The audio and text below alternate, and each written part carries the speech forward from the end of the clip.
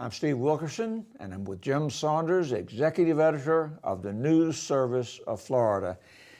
Jim, we're right going through the first week of session, and with all the talk by the Senate President Sen Gates and Will Weatherford, the Speaker, about being together on so many issues, there are a couple where they're still not quite together going into session. One that's interesting concerns the eligibility of the children of undocumented immigrants having access to tuition rates in Florida's public universities, and whether or not they should have access to those same rates as Floridians.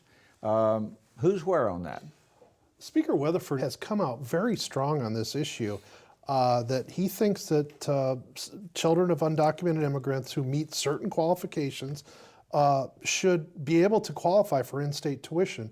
It's an important issue for a lot of families, whether because you can save literally thousands of dollars a year if you qualify for in-state tuition at public universities, as compared to if you're considered out of state. Which right now these kids are considered, if they're going to a public university, they're considered non-residents, so they have to pay the full.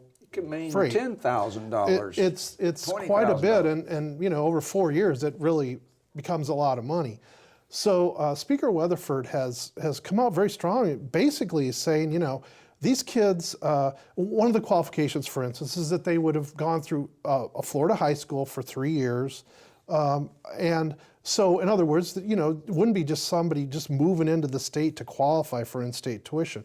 But basically his position is if they meet those sort of qualifications, that the kids are not, they didn't do anything wrong, and they played by the rules in terms of getting their education, and they deserve the opportunity.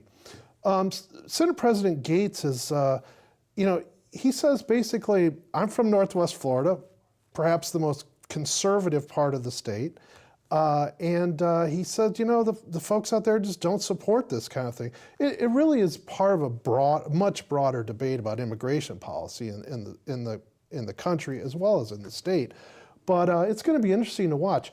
The bill has already started moving in the House, and Senator Jack Latval, who is Republican from Pinellas County, he's introduced the bill in the Senate. So the same bill as in the House? I'm not sure if it's exact same language, but it's the same principle and same direction. So Senator President Gates told us that the Senate is very divided on the issue, that it's a close call. And Senator Latval seems to think he may have the votes to get it through. So, it could be a pretty interesting debate going forward. An important issue for the state of Florida, obviously. Well, and two, let's face it, it's an election year. And, immigration is going to be an issue in the elections this year. And, Hispanic voters particularly are being, viewed as very important. The governor has not taken a position on this issue at this point. He's been asked about it, basically sort of given an, I'll look at it kind of response, but we don't know where he is on it. Another interesting issue is the Speaker is pushing pretty aggressively to expand the so-called corporate scholarship program, where corporations can get tax credits that used to be against the corporate income tax for funding scholarships to private schools for low-income children. But he wants to expand it pretty aggressively by giving access to corporations for tax credits, not just for corporate income taxes, but maybe for state sales taxes. So where's that going? Yeah, again, Speaker Weatherford's come out very strong on this. He says he wants a, quote, massive expansion of this program. This program goes back to the Jeb Bush administration, really. Governor Bush was a very strong supporter of school vouchers, school choice. He tried to directly give state money to send low-income kids to private schools. The Supreme Court said that's unconstitutional because there's an education funding provision in the. That's a voucher, right? That is a voucher, and it was unconstitutional. But this corporate tax credit program is sort of a workaround of that.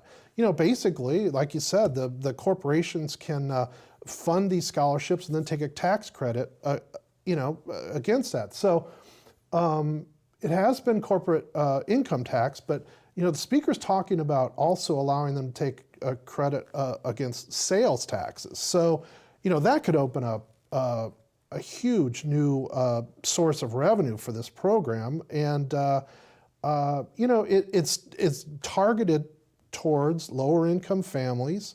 I think Senator Gates is on board with the idea. He has talked about possibly putting some additional requirements on the kids to make sure that they're getting, a quality education at these schools. On the other side, the teachers' unions and probably a lot of Democrats are going to be up in arms about this. I don't know whether they can block it, but school choice for teachers' union, or school vouchers for teachers' union, is an issue they draw the line on. So. But likelihood, you would think, is something along these lines of an expansion in corporate scholarships will pass. Yeah, the legislature has actually expanded it over the years. There's certain thresholds of, essentially how many tax credits are available, which impacts how many students can get the scholarships. And so they have expanded them gradually over the years. The question is how big the expansion will be if the speaker gets his way. And like I said, he seems to be pretty dead set on a major expansion. This is an issue that can be debated realistically when you have more money like there is on the table this year. Right now they're looking at basically $1 billion surplus, essentially. And the state economists, the analysts, are going to meet again on March 12th, I believe it is.